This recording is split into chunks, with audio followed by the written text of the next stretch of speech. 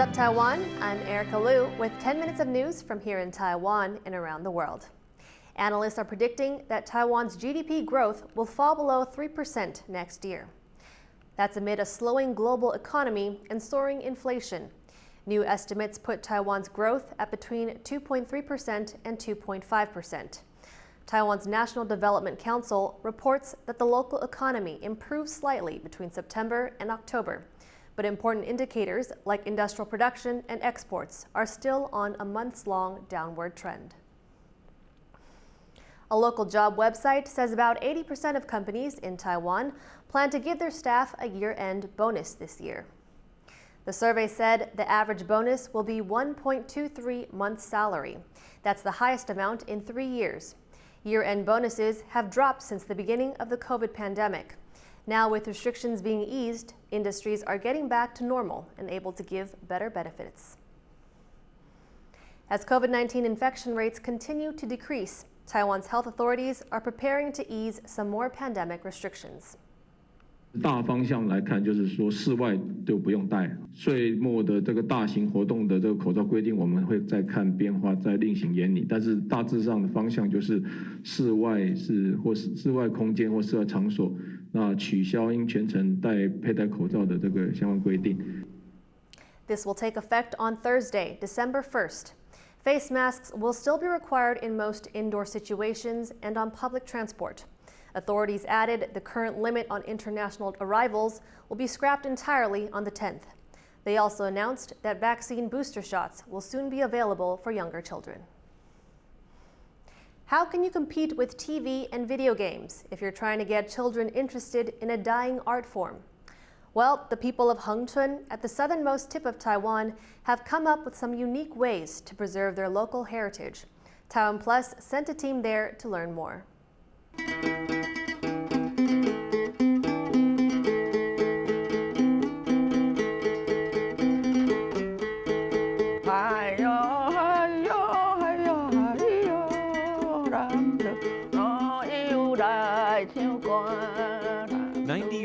Zhang Rugui is playing the moon-shaped lute, also known as the yueqin, for an audience of 4. This is a Hengchun folk ballad, a traditional form of music named after the southernmost tip of Taiwan.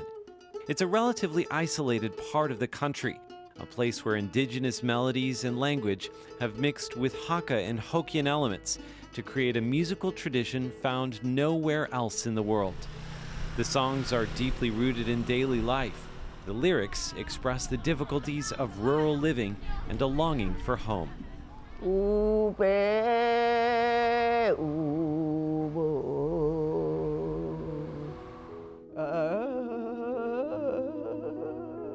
People like Zhang Rugui have been working hard to pass on these songs to the next generation.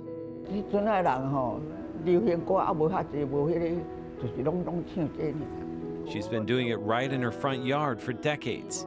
But there are fewer and fewer people left who remember these folk ballads.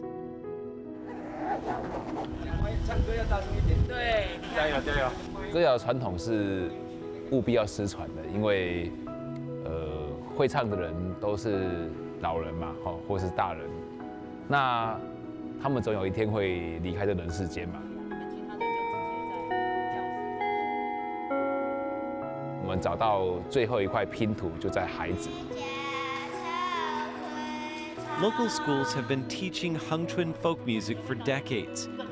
But the real turning point came in 2014 when they enshrined it in the curriculum. Now every child who goes to school here spends 10 years hearing and singing the music from the time they enter preschool until they graduate from primary school.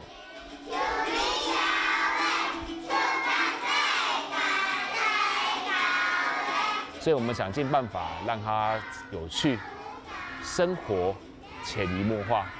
那如果能够把这样的歌谣的元素加进流行歌曲，趣味化就产生了。那潜移默化就是说，我们把它加入他平常的游戏当中，渐渐的就会把这样的元素放进他们的学习，放进他们的生活里面。那它不知不觉就会在传承文化。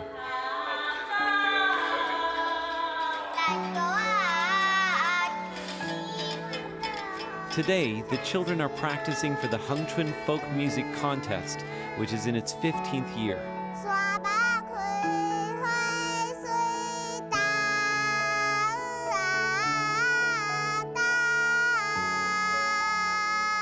非常喜欢，恒春这种调子也挺好听的。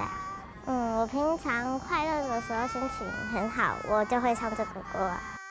Down the road at Hengchun Elementary School's Nanwan branch, the whole school, that's 22 students and 11 faculty, they're practicing traditional wedding songs for the group competition.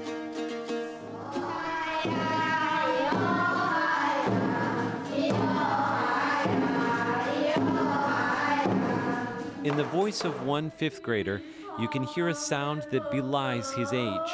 It's the distinctive cries of a mother giving away her daughter to be married. It's a sound that's unmistakably connected to this place and the people who live here. The sound of Hengchun, the sound of home.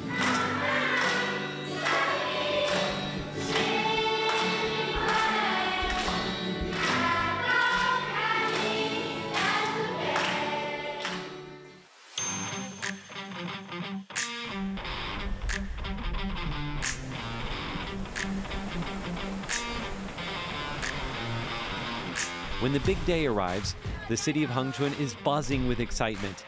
Hundreds of people from local villages have come to showcase their talents. There are a lot of nervous children here today waiting their turn on stage, which is actually a traditional bench set up in front of the old city walls. Now, people have been sitting on these traditional benches to sing folk songs for ages, but usually it's older people singing the songs. Today, it's all kids. In the end, the students and teachers of Hengchun Elementary School's Nanwan branch are awarded honors for their performance. But it's not really about the prize. The local teachers are hoping to give the children something much, much bigger. 其实我们要的就是说，孩子能够种下一颗内心的种子，让他离开这个故乡之后，还记得回来这个故乡。孩子可以离开故乡，但是故乡不会离开他。 借由这个能够创造他的认同感跟光荣感，我想孩子们永远都不会背弃故乡这样子。 Every year, droves of people do come home to Hengchun, drawn by the sounds of the local ballads. Thousands attend the annual Hengchun Folk Music Festival. And from the size of the stage and the energy of the crowd, you could be excused for thinking they've come to see pop stars perform.